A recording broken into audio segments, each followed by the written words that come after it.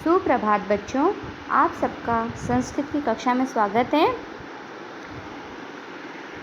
हम आज की कक्षा में देखेंगे। सबसे पहले देखिए डेट श्रावण, यहाँ मैंने डैश कर रखा है।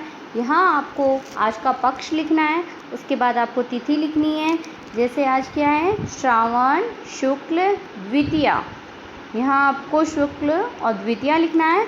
विक्रम संवत 2076। हमने पूर्व ज्ञान में विलक्ष्यवाणी न कदापि में श्रुता पेज नंबर 6 की कहानी पढ़ी थी। उस कहानी में हमने देखा था कि शेर भूखा होता है, वो खाना ढूंढता है और खाना ढूंढते ढूंढते वो एक गुफ़ा में जा पहुंचता है।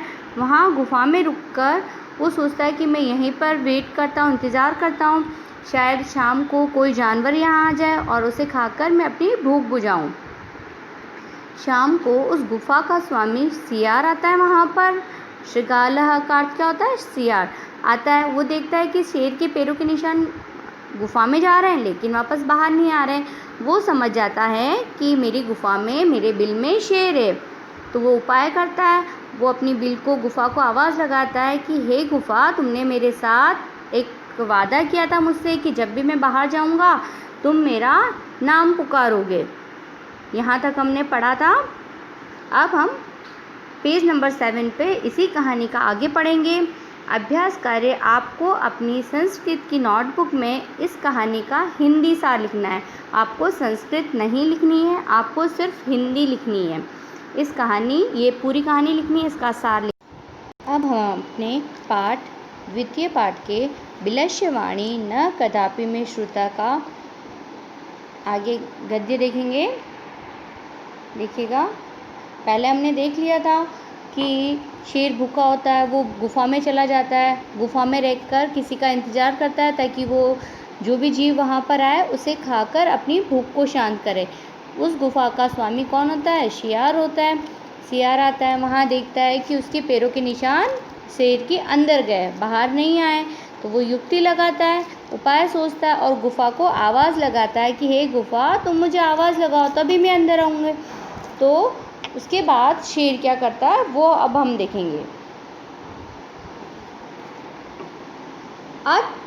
एतच्छ्रुत्वा सिंह अचिंत्यत, ऐसा सुनकर सिंह ने सोचा। जब शेर कहता है कि गुफ़ा तुम मुझे आवाज़ लगाओ तभी मैं अंदर आऊँगा, अन्यथा मैं दूसरी गुफ़ा में चला जाऊँगा। तो ये बात सुनकर शेर सोचता है, नूनमेषा गुहा स्वामिनः सदा समाधानं करोति, शायद अवश्य ही यह गुफ़ा हमेशा अपने स्वामी का आह्वान करती है, परंतु मद भयात न किंचित वदति, लेकिन शायद मेरे डर से नहीं कर रही है।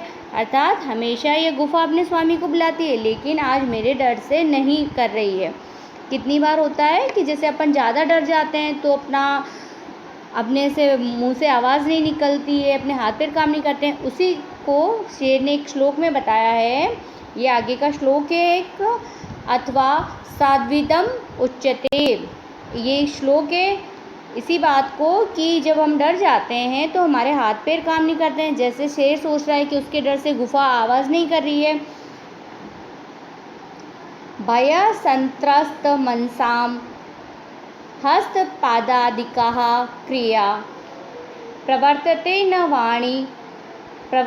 न वाणी च वेपतुश्चादिको भवेत्। अर्थात शेर कहता है कि जब डरे हुए मन का व्यक्ति होता है, भय संत्रस्त मनसा, डरे हुए मन वाला व्यक्ति, उसके हस्तपादिका क्रिया, उसके हाथ पैरों की क्रिया नहीं होती है। प्रवर्तित न वाणी, न उसके मुख से आवाज़ निकलती है, वे अधिक काँपने लग जाते हैं। अर्थात जब हम डर जाते हैं तब हमारे हाथ पैरों क्रिया नहीं करते हैं, हाथ पैर सुन्न हो जाते हैं, हमारे मुंह से वाणी नहीं निकलती है और अधिक कंपायमान होने लग जाते हैं। ये शेर किसके लिए कह रहा है, ये शेर गुफ़ा के लिए कह रहा है कि शायद शेर सोच रहा है कि मेरे डर से ये गुफ़ा आवाज़ नहीं कर रही है, अपने मालिक को नहीं बुला रही है। अगला हम देखेंगे।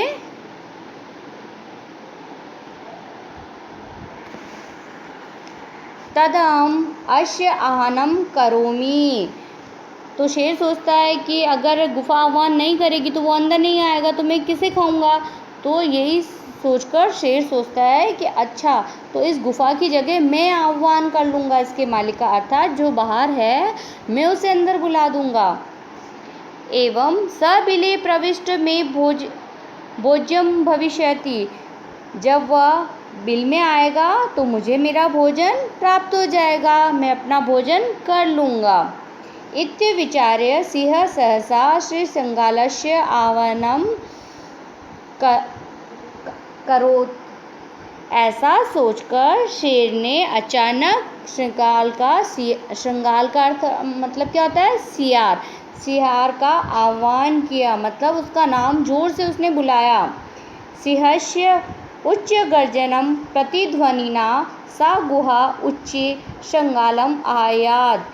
शेर की ऊंची दहाड़ से उसे बुलाया तो उसकी गर्जना से पूरी गुफा कंपायमान होने लग गई।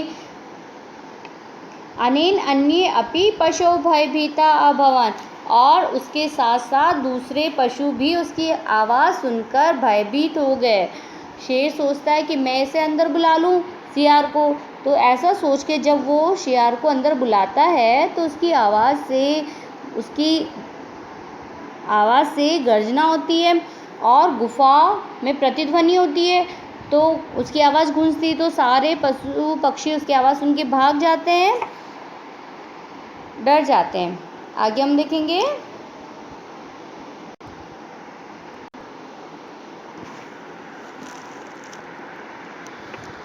श्रृंगाल अपि तद्दूरं पलायमान ममं पठत्। शेर की आवाज़ सुनकर सियार भी दूर भाग जाता है और दूर जाकर वो मन ही मन सोचता है, इसे पढ़ता है। सियार की जान बच जाती है, वो उसे पता चल जाता है, कंफर्म हो जाता है कि नहीं मेरी गुफा में तो शेर ही है। वो शेर की आवाज़ सुन लेता है तो वो वहाँ से भाग जाता है और वहाँ दूर जाकर अपनी बुद्धि पर खुश होता है। बुद्धि पर खुश कैसे हो रहा है, क्योंकि उसने उपाय करा था गुफा के अंदर कौन है पता लगाने का, और वो उसे पता चल जाता है। तो वो कहता है अनागतम यह कुरुत सशोभते, जो अनागत मतलब आने वाले दुख के बारे में सोचता है उसे हल कुरुत मतलब उसे हल कर लेता है, उस दुख का उपाय ढूंढ लेता है, वही सुखी रहता है। स सोच्यते यो न करोत्यनागतम, और जो उसे नहीं सोचता है, आने वाले दुख के बारे में नहीं सोचता है, उसे दूर करने का प्रयास नहीं करता है, वो हमेशा दुखी रहता है। अर्थात अगर सियार शेर के पैरों के निशान देखकर उसका उपाय नहीं ढूंढता और अंदर चला जाता तो वो शेर का भोजन बन जाता, लेकिन सियार ने अपनी बुद्धि का उपयोग करते हुए उस मुसीबत का हल ढूंढा तो वो उससे बच गया। वने अत्र संथस्त समागता जरा विलस्य वाणी न कदापि में श्रुता। सियार सोचता है कि मैं इस जंगल में रहकर बूढ़ा हो गया हूँ, मुझे इतने साल यहाँ निकल गए। विलस्य वाणी न कदापि में श्रुता, लेकिन मैंने बिल में की आवाज़, बिल की वाणी कभी नहीं सुनी। गुफा बोलती है, सियार गुफा से बात करके उसे कहता है ना कि तुम मुझे आवाज़ दो, वो शेर को पागल बनाता है, शेर को मूर्ख बनाता है। तो वो कहता है कि आज मैं इस जंगल में रहकर तब बूढ़ा हो गया, लेकिन मैंने तो कभी गुफा की आवाज़ नहीं सुनी। अर्थात यहाँ पर सियार ये कहना चाह रहा है कि जो व्यक्ति आने वाले दुख के बारे में पहले ही सोच लेता है, उसका उपाय ढूंढ लेता है, वो हमेशा खुश रहता है। और जो दुख का उपाय नहीं ढूंढता, सोचता है कि देखा जाएगा बाद में, हम बाद में हल कर लेंगे, तो वो हमेशा दुखी रहता है। आपको ये इस पूरी कथा का सार हिंदी में अपनी संस्कृत की नोटबुक में लिखना है और सबमिट करवाना है। आपको संस्कृत के श्लोक और संस्कृत गद्य नहीं लिखना है, सिर्फ आपको हिंदी लिखनी है। Thank you.